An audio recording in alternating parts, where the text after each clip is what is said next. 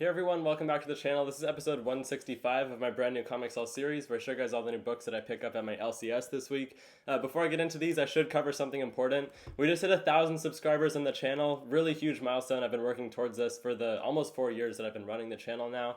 So I was super excited to see that. It was mostly due to that working at a comic shop behind the scenes video that I did.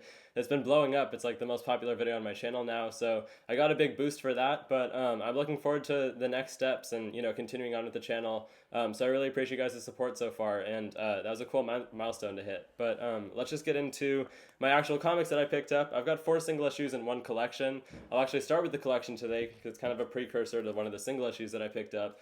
But we've got Spider-Man Reign. This is just collecting the 4-issue miniseries from, I think, like the 2010s. This was a long time ago that this originally came out.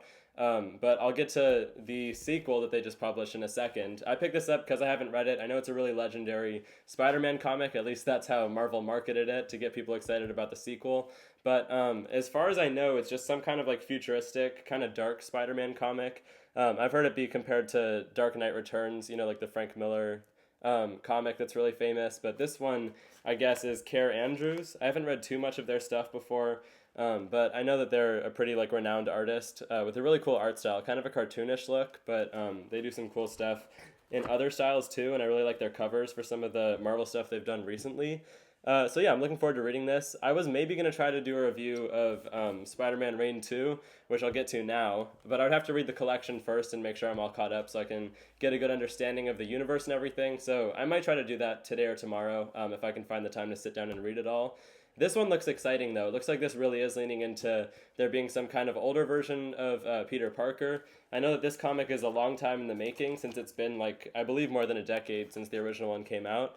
It looks like it's matching the original art style and everything, though, even though I'm sure that Care Andrews has progressed their style a lot since then. But this looks pretty crazy. I just like really ambitious, future kind of dark story arcs like this. I know that Miles Morales is also supposed to be involved to some extent, so it'll be kind of interesting to see an older story like this that's kind of a classic, incorporating newer characters that are more important to Spider-Man these days.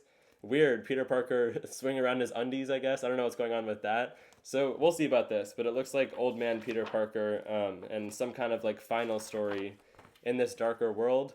Like I said, look out for a review of this. If you guys know anything about Spider-Man Reign and its history and all that, let me know down in the comments, but I'm looking forward to getting into that. Moving on, another Spider-Man title, onto the Blood Hunt corner of the Marvel Universe. We've got Miles Morales Spider-Man, number 22. Crazy cover there by Federico Vicentini.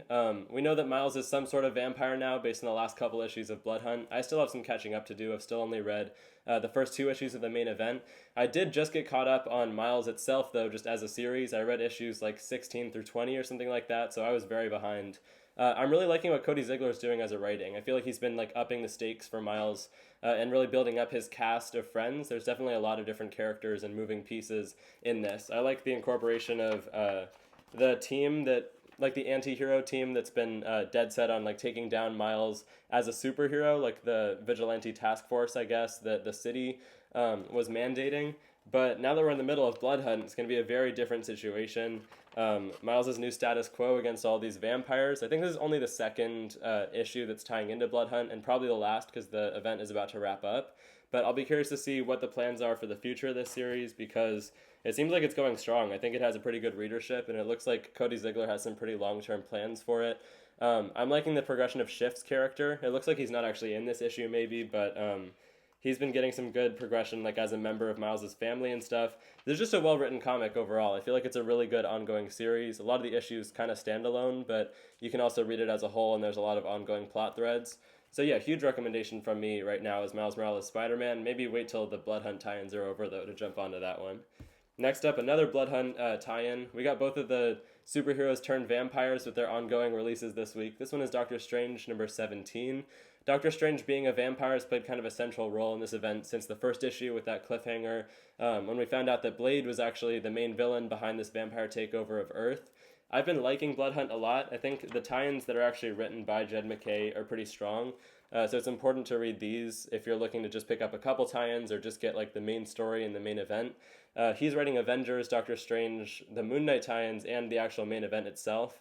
The artwork is probably the strongest part of Doctor Strange for me. I really like Pascal Ferry's style. It's definitely a little bit cartoonish in an interesting way sometimes. Sometimes that doesn't really work for something that's a little more serious in terms of tone, like Bloodhunt is with vampires and everything, but just when it comes to magic and the magic world in general, I like how he draws bats, but just these magical beings and spells being cast and everything, he's got a really good art style for that. I'm not sure who the colorist is, but they do a really good job also.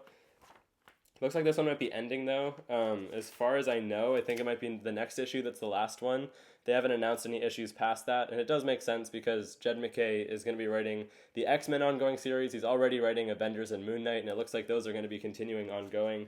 So there's only so much one person can do, so fair enough that he would take one of the titles off of his plate. It's been a really good run though, so I definitely recommend going through all the Jed MacKay Doctor Strange stuff, including like the Clea Strange run and stuff. I actually have to read that myself, but I've heard good things. So that's Doctor Strange 17.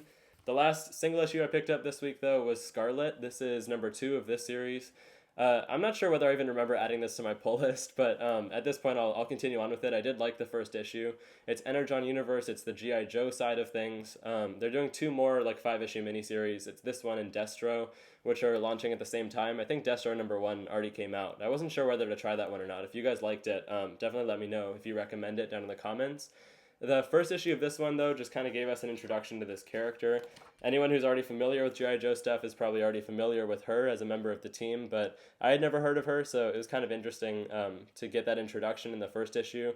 We got intros to some of her supporting cast, I guess, like this character that she used to be a secret agent with, that she trained with for the government, that she's now having to track down in some sort of like espionage thing. It seems like it's going to get pretty complicated. But I'm liking it. There's definitely a backstory to the character. I like Kelly Thompson's writing, which is honestly just a good enough issue to be picking it up. The art, I've never seen this artist's work before, but I like it so far. Marco Ferrari has been doing a good job. And I'm not sure how central this actually is going to be to, like, you know, the connection to Transformers and everything. It seems to just be a pretty self-contained story about one character compared to how like Duke and Cobra Commander were like directly about those characters trying to find the Transformers and stuff. This is probably more just setting up the new G.I. Joe ongoing series that was recently announced that Joshua Williamson is writing. I think that's launching in like October and November. So yeah, it's been interesting to see how they've been really building up the G.I. Joe stuff as opposed to like Void Rivals and Transformers just being full on teams out of the gate and really going for it. So yeah, I'll be curious to see what they do with G.I. Joe ongoing. It's always a good sign though that creators are like taking more of a slow burn approach and that it took them like a year to actually build up the team. That's usually a good sign that'll end up leading to, you know, longer lasting character development and stuff like that. So I'm looking forward to seeing what they do with this. I think I'll for sure try out the G.I. Joe ongoing, but I'm not sure if I'll continue with Scarlet or Destro. We'll see about that. Those were the 4 single issues in one collection I picked up this week, though. Let me know if you guys want me to read through the Spider-Man Reign collection in the first issue, the second one, and do maybe like a review on all those together down in the comments, and let me know which issues you picked up this week as well. I'll see you guys in the next one. Bye, guys.